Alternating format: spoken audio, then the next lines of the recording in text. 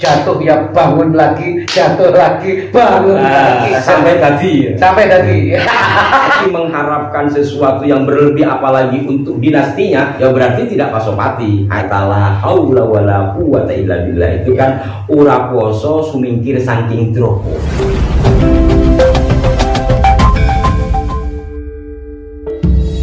Assalamualaikum warahmatullahi wabarakatuh. Salam jumpa, salam sejahtera untuk Anda semua. Salam persaudaraan dari kami Aras 9 Sidi Bersih Haji. Tapi begini, ini artinya tanda mantap ya Ki ya. Yoi. Tidak ada urusannya dengan capres, karena kan pencapresan sudah. Nah, sahabat-sahabatku, para pecinta tosan haji ataupun yang akan mencintai, kembali setelah 1 tahun saya tidak berjumpa dengan Ki Cokro, kini berjumpa lagi.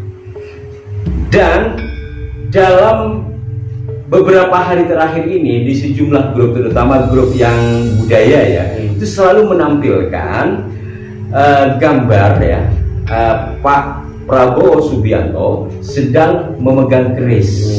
Sampai akhirnya saya penasaran. Pernah lihatkah Ki Cokro? Oh, banyak memang hari-hari ini memang lagi ngetren. Sepintas itu pusaka apa yang beliau pegang? Pasopati. Dan sebagai informasi tambahan, ternyata foto itu bukan foto sekarang ini. Kalau yang Pasopati, ternyata banyak Pak Prabowo itu yang bersinggungan dengan pusaka. Saya akan bacakan ini dari Detik ya, di Detik April 2019. Oh, berarti perhelatan yang lama, tapi tetap beliau Capres 02 Prabowo Subianto diberi keris dapur Pasopati saat berkampanye di Stadion Sriwidari Solo. Hari ini, maksudnya 2019 yang lalu ya, keris tersebut khusus dibuat oleh Empu Toto Brojoningrat dan nanti diberi nama apa? Garuda Yaksa.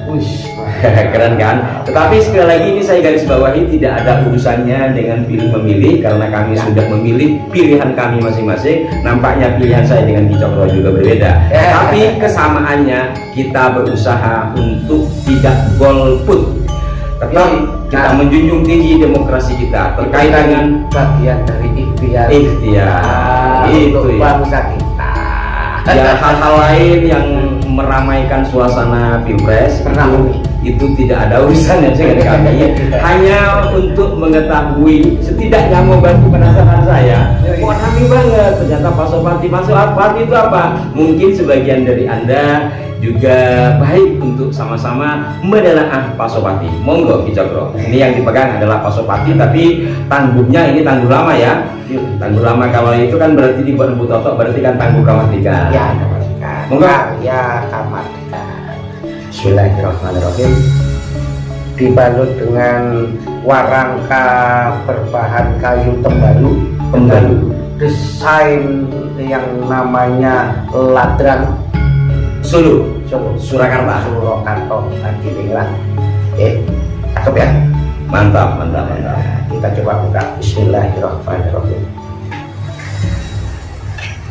Wah, keker ya. Pasopati. Kita langsung sekarang berbicara tentang dapur Pasopati ini. Disebut Pasopati itu apa ciri-cirinya? Ya, kalau rinciannya jelas di sini ada sokokan. Ya, di tengah ada sokokan ya. Sampai ke atas ya. Ini enggak, ini sokokan di bawah. Ada odo-odo ya ke atas ya. Yang geligir sapi sampai ke atas. Sampai ujung. Di bawah sokokannya rangkap. Betul. Lalu kemudian seperti biasa ada apa namanya kembang kacang pokok ya. Pokok. Memang Pasopati itu kembang kacangnya tidak ada yang apa namanya ungker itu nggak ada ya. Gelung itu nggak ada ya. Rata-rata pasti pokok setahu saya gitu ya. Kalaupun ada sedikit meruncing, paling hanya sedikit saja. Oh, mungkin masuknya yang apa? Kayak paru gitu ya. Iya, jenis apa nguku bimo gitu ya. Paling baterainya begitu. Terus di bawahnya apa ini? Jalan ya? Jalan dan kembang kacang. Kembang kacang cuma satu ya? Satu, terus kemudian lambe gajah. Lambe gajah. Ya. Satu. Terus ini ada bumbangan apa? Pejetan. Belakang ada seperti biasa garam dan tinggal. Dan dapur seperti ini, lajer seperti ini atau lurus seperti ini, inilah Pasopati. Iya. Secara filosofi, kalau nanti kita berbicara apa kaitannya dengan kisah, ada kaitannya dengan dunia perwayangan kan gitu ya. Sekarang kalau secara filosofi, ini secara filosofi itu adalah pada dasarnya adalah mengingatkan kita untuk selalu menjadi kesatria yang berbudi luhur, mengayomi teguh pendirian dan janji. Berarti ini berlaku buat semua caleg ya, dan semua capres siapa nanti yang Allah takdirkan jadi gitu kan, termasuk janji suci kepada manusia, lebih-lebih janji suci kepada yang maha kuasa. Yang maha kuasa. Oh, jadi kesana ya. Minallah sama aku minana. Maka mungkin Empu Toto itu juga memberikan ini sebagai perlambang agar jikalau Pak Prabowo jadi itu 2019 ya, biar seperti kesatria yang diharapkan gitu ya, yang teguh pendirian dan memenuhi janji. Makan siang gratis bagi yang sekolah, pendirian, meraih mimpinya. Wah, kesatria itu kalau jatuh ya bangun lagi, jatuh lagi, bangun lagi, taruh lagi. Sampai tadi. Ini hanya berkelakar ya.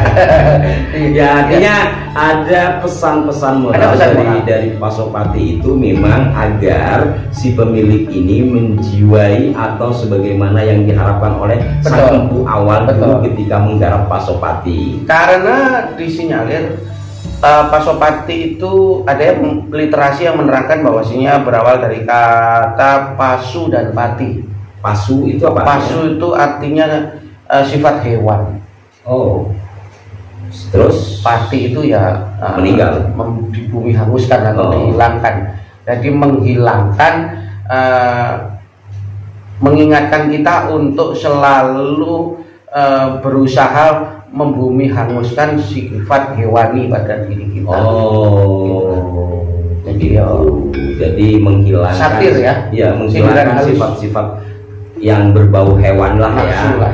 Artinya arahnya ke nafsu angkara agar kita ini manusia, kita bukan hewan kan gitu. Betul. Itu yang diharapkan. Jadi begitu para pemirsa sekalian, terutama bagi para pemula seperti saya. Jadi ketika melihat pusaka tidak hanya sebagaimana yang sering kali ditampilkan penuh dengan biji, bahkan nih ya, dengan pegang Pasopati Pak Prabowo jadi, ada yang seperti itu ya, sebagai sebuah pendapat barangkali tidak ada masalah, hanya saja kita tidak ke sana. Karena kalau kita melihat dari beritanya, kalau memang yang beredar di grup-grup WhatsApp itu yang jenis Pasopati kayak begini, berarti kan 2019 kan. Tapi nggak tahu kalau ternyata ada pemberian baru lagi, saya nggak tahu. Tapi intinya yang saya temukan dalam dunia berita, dalam situs berita online itu 2019, dan yang diharapkan adalah bagaimana seorang Prabowo Subianto menjadi kesatria teguh pendirian, pengayom semuanya, dan jangan ingkar janji. Karena kalau kita melihat pada sisi apa ya istilahnya itu prosa cerita, cerita pewayangan itu kan Pasopati itu di penggambaran dari pusaka saktinya Sang Arjuna. Oh, sifat Sang Arjuna itulah Pasupati. Betapa digambarkan di situ Sang Arjuna itu saking kepinginnya mengabdi kepada negara, maka beliau Sang Arjuna itu mendatangi Sang Pencipta Dewa dalam hal ini ya, dia munajat, bertapa berata untuk meminta petunjuk harus bagaimana saya ngayomi Pandawa dan rakyatnya. Untuk menciptakan kemakmuran masyarakat tadi, mencari ilham itu. Artinya dalam dunia sastra digambarkan seperti itu. Tuhan dalam tapa beratanya mengirimkan ujian kan gitu ya. Betara Indra itu pingin nguji, diturunkanlah 7 bidadari yang semlohai, yang gemoy, yang melendung-lendung begitu, tetapi ternyata tidak bergeming sedikit pun. Lalu kemudian diturunkanlah seorang Resi Dikjaya, seakan-akan padahal itu ya perwujudan dari Betara Indra sendiri, menawarkan sejumlah kesaktian dan kedikjayaan. Ternyata jawab sang Arjuna, saya tidak butuh sakti, saya tidak butuh dikjaya dan berjaya, saya butuh rakyat saya berjaya. Gitu. Untuk menjadi rakyat yang berjaya dengan sifat Pasopati, kalau benar bahwa Pasopati itu dari kata Pasupati tadi, kita harus membunuh sikap-sikap angkara murka pada diri kita sendiri. Kan begitu. Keren ya? Iya dong. Kalau memang nanti siapapun yang Allah takdirkan jadi pemimpin, ya harus seperti itu. Betul. Kalau masih mengharapkan sesuatu yang berlebih, apalagi untuk dinastinya, istilah yang lagi tren sekarang, ya berarti tidak Pasopati. Saya tadi membaca menyimak tayangan Peter Carey bagaimana seorang Pangeran Diponegoro itu ya Pasopati ternyata sampai akhir hayatnya. Sampai kenapa Bondayuda itu dipendam, begitu dalam bahasa Babat itu ya, yang ditulis oleh beliau lah, yang disampaikan oleh beliau dan ditulis oleh asistennya kalau istilah sekarang. Karena bagaimanapun saya sudah memiliki generasi kesekian, tetapi untuk menjadi diri yang dikdaya dalam pengertian itu rendah hati, itu tidak mudah, dan saya tidak ingin menciptakan dinasti-dinasti. Bingung. Aku tadi menyimak itu. Mantap. Dan kita doakan aja pimpinan kita semuanya. Harapan kita semua seperti itu ya. Siapapun yang Allah takdirkan, kan ini masih belum selesai lah. Belum selesai, dan mudah-mudahan tidak ada apapun yang bisa menjadi sesuatu yang tidak baik ini. Amin. Baik, kita kembali lagi kepada pusaka. Ini masuk tangguh mana ini? Kalau melihat ininya ngelempung seperti ini ya Mojo ya. Mojo pahit, tapi dari sisi karakter gila, ngelempung gitulah, seperti tanah liat. Terima kasih, dan barangkali ada pesan buat sahabat-sahabat di rumah semuanya. Ayo kita menjadi pribadi-pribadi yang Pasupati. Kita sirnakan, kita minimalisir nafsu angkara yang ada pada diri, lalu kita mencoba menjadi pemimpin yang baik dalam skala kehidupan kita, sesuai dengan kapasitas masing-masing.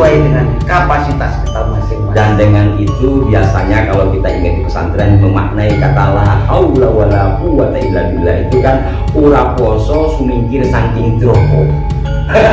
La haula itu diterjemahkan ora poso sumingkir saking dropo illa billah, kecuali atas petunjuk Allah ya, atas kejogo atas petunjuk. Artinya apa? Ketika sudah Pasopati, otomatis kan diri pemasrahan kepada Sang Khalik itu lebih biasa, lurus gitu ya, lebih fokus gitu ya. Masya Allah. Baik, terima kasih para pemirsa, terima kasih Kicokro, mudah-mudahan bermanfaat. Mohon masukannya, kami di sini ada sekedar mengimbangi Anda. Mudah-mudahan Anda yang lebih paham dari kami memberikan ilmu juga kepada kami.